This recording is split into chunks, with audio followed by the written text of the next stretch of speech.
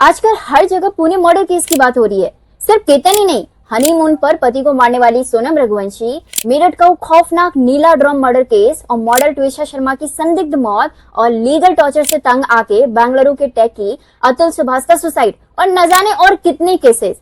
लेकिन आखिर ये शादियां अचानक क्राइम सीन क्यों बन रही हैं? इसकी सबसे बड़ी जड़ है पेरेंट्स का साइकोलॉजिकल प्रेशर। आज भी समाज क्या कहेगा और खानदान की नाक कट जाएगी बोल के यंगस्टर्स को जबरदस्ती शादी के जाल में धकेला जाता है। बीएचयू की रिसर्च कहती है कि 37% शादियां सिर्फ गलत कुंडली मैचिंग और रिचुअल्स इग्नोर करने की वजह से टूट रही है।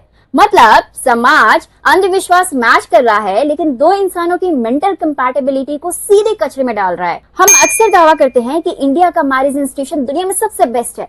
वेस्टर्न कंट्रीज के हाई डिवोर्स रेट का मजाक उड़ाते हैं और अपने 1% वाले ऑफिशियल डिवोर्स रेट पर बहुत प्राउड फील करते हैं। लेकिन ग्राउंड रियलिटी क्या है? ये 1% खुशहाल शादियों का सबूत नहीं है। सच्चाई ये है कि हम रैंकिंग के पीछे इसलिए हैं क्योंकि हमारे यहाँ लोग घुट घुट के जी रहे हैं, या सीधा शमशान घाट पहुंच जाते हैं या फिर जेल पहुंच रहे हैं। दिल्ली, मुंबई, बैंगलोर जैसे मेट्रो सिटीज में डिवोर्स फाइल 30-40% तक बढ़ चुकी है और छोटे शहरों में भी यही हाल है। यानी दोनों जेंडर्स भयंकर खौफ में जी रहे हैं। डेटा के मुताबिक 42% मर्दों को डिवोर्स और भारी भरकम एलिमनी के लिए बैंक से लोन लेना पड़ रहा है।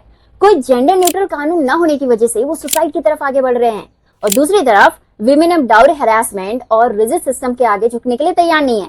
तभी तो इंडिया में आज 74 मिलियन विमेन सिंगल रहना चूज कर रही हैं। जब रिश्ते में सच कहना और बात करने की जगह खत्म हो जाती है तो वहां साइकोलॉजिकल फ्रस्ट्रेशन सीधे फेटल वायलेंस का रूप ले लेती है और इसी की वजह से पार्टनर्स एक दूसरे का मर्डर कर देते हैं या फिर सुसाइड कर लेते हैं।